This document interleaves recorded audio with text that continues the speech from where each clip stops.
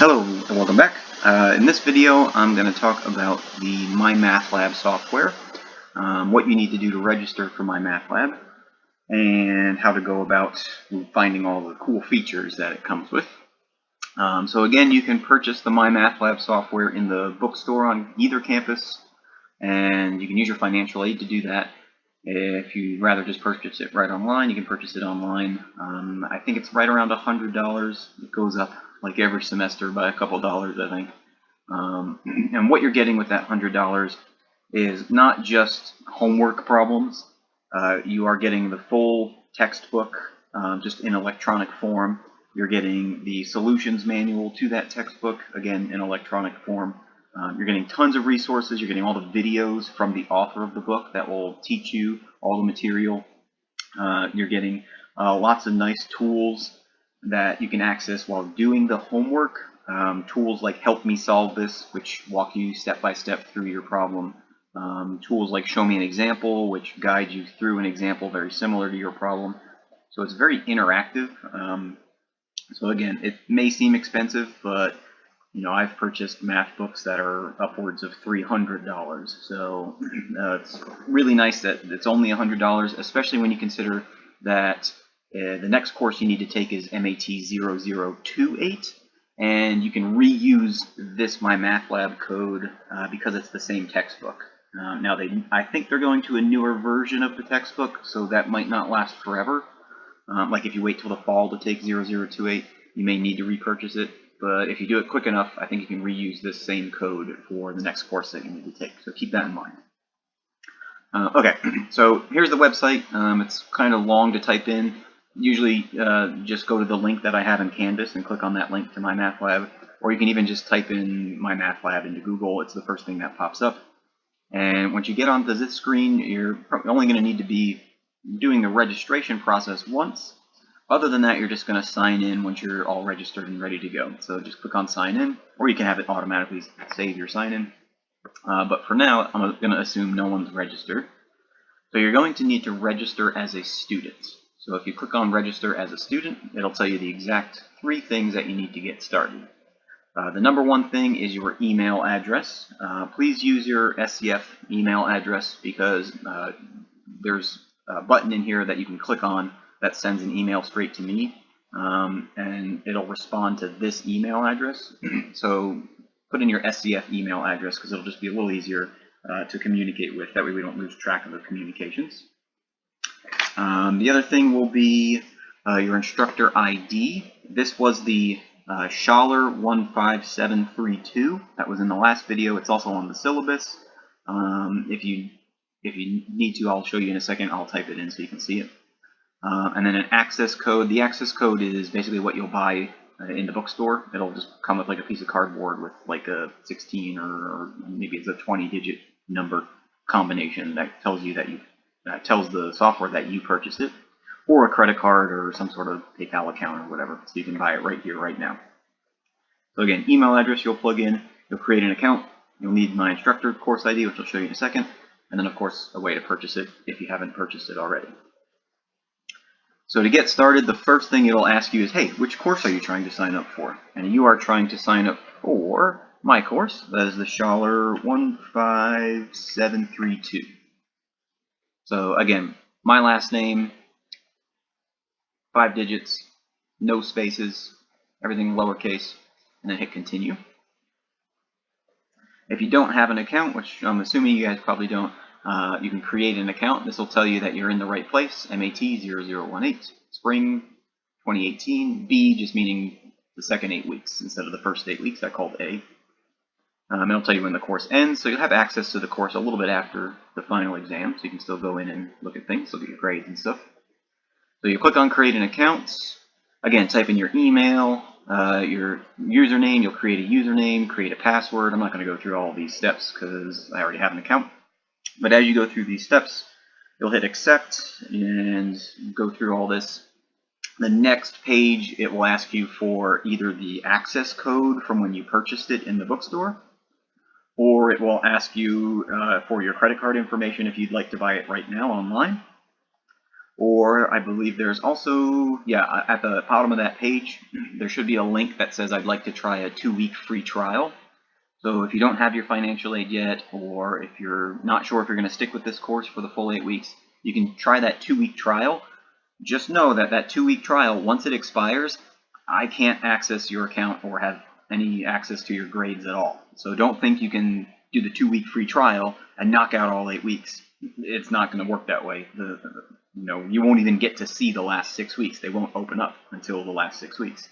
So the free trial is just a way to get you in there and started working before you make your mind up as to whether or not you want to purchase the software. But there's no way to avoid it. If you want to pass this course, you have to purchase the software. So might as well just do it.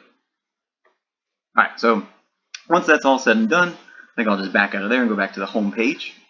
Typically what you'll do is you'll sign in to the course. And I'll sign in with my stuff. And I'll show you guys around a little bit so that you can see how the course is set up within MyMathLab, where all the nice, oh, I guess I need my full email address. Yes, that's correct.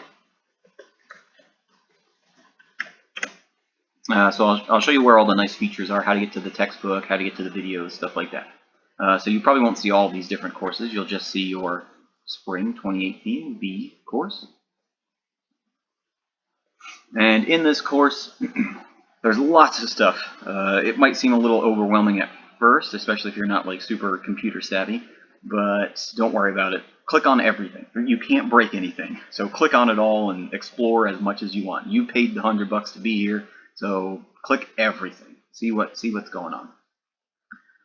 Typically it'll give you like a rundown of what's going to be due in the next couple days. It'll show you like due dates week by week. The little clock tells you what's due, what's not available yet.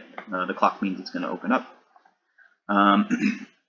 There's your due dates. It tells you like what the next due assignment is.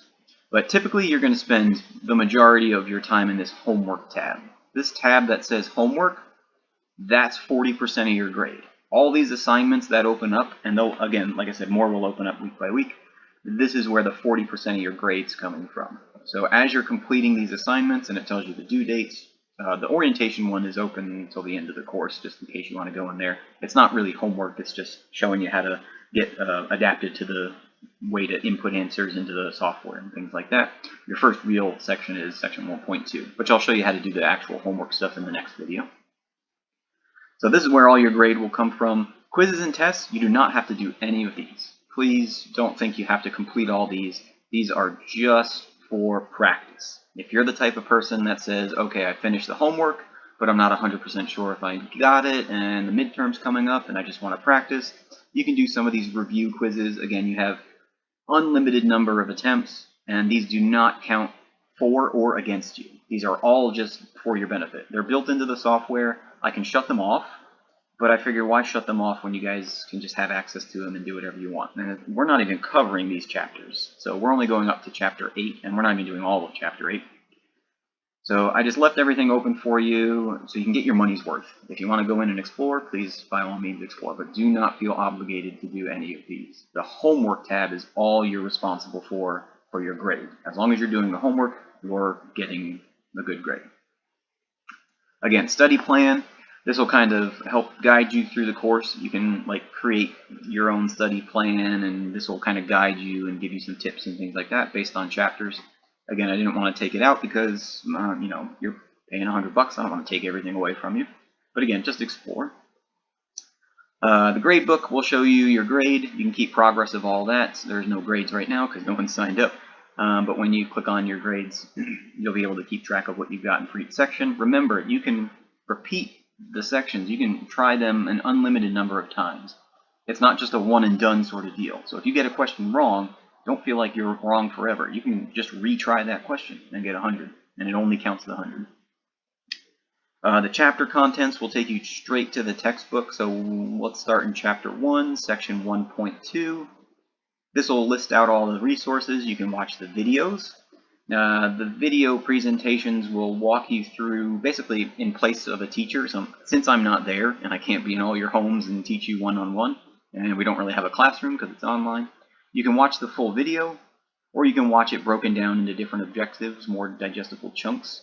And if you click on the full video, make sure you have your pop-ups enabled. I'm in Firefox. Usually Internet Explorer it likes to play with a little better, or Chrome. Make sure you got your pop-ups enabled, but the author of the book will actually pop up in a little flash video player and walk you through that whole section. And you can pause, rewind, all that good stuff. So I think she does an amazing job. I get lots of good feedback from students about the author of the book going through the videos. She stands in front of a whiteboard. She does examples. Basically, she's your teacher in lieu of me. There are some videos that I have made, but as far as like being so thorough and just organized as she is, I can't beat her. She's been doing it for decades, so she does a better job than I can. I figure why try and be better than the author of the actual textbook. But again, if you have questions, email me. I can send you material. I can take video and recording and send it to you. Me working out a problem, that's not a big deal. The other thing is that textbook. You have access to the actual textbook itself, although it might be in an online format where it might not be the same as, and again, you need the plugin to view it, but you can download it as a PDF if you'd like to and then save it. It's quite a large file though. Typically the textbook, in this day and age with technology and everything, you won't have to rely too heavy on a textbook. Most of the computer software is where you'll be relying on how to learn the material and watching the videos and asking questions, things like that. Again, tons of stuff. The Student Solutions Manual, those are solutions to the textbook problems. So if you do look in the textbook and practice some of those problems that you take from the physical textbook itself, then your Solutions Manual has things worked out for there. There's other tricks that you can do when you're actually in the homework that will show you how to solve your problems and stuff like that. Again, I'll talk about that in the next video. Success, tools for success. Multimedia library is just another way you can get to what you're looking for. Video lectures from each section, the multimedia textbook, PowerPoint slides, things like that. Purchase options, again, if you want to try the free trial, be my guest, but you got to purchase it at some point. Discussions, I almost never really do anything with the discussions tab. If you guys want me to open up discussions, I think I'd rather do it in Canvas rather than on here. We can keep it all on Canvas, that way it's a little easier to keep track of. Course tools, that's my stuff. That's where I keep track of all my good things. So again, any questions, please let me know. But the important thing is purchase the MyMathLab software. After you purchase the MyMathLab software, make sure you register with the code Schaller15732. That will allow you access to this course, and then in this course, that's where you'll be doing your homework. Basically, watch the video sections, and then do the homework section, and try and do 1 to 2 sections a day. That's a good way to stay on top of it. I know some students, they've got 2 jobs, they've got kids, they've got this, that, and the other thing going on, and then they, maybe they only have free time on a Saturday to do it. I can't stop you from doing that, but try to do a little each day. That's always better than waiting till the weekend and trying to get 6, 7 sections done all at once. Then it seems overwhelming. So just advice, try and do a little bit each day. And in the next video, I will walk you through some of the homework and show you exactly how to complete the homework and show you all the nice tools and resources that you're getting as you're paying $100 for this software just to do homework. So I'll see you in the next video.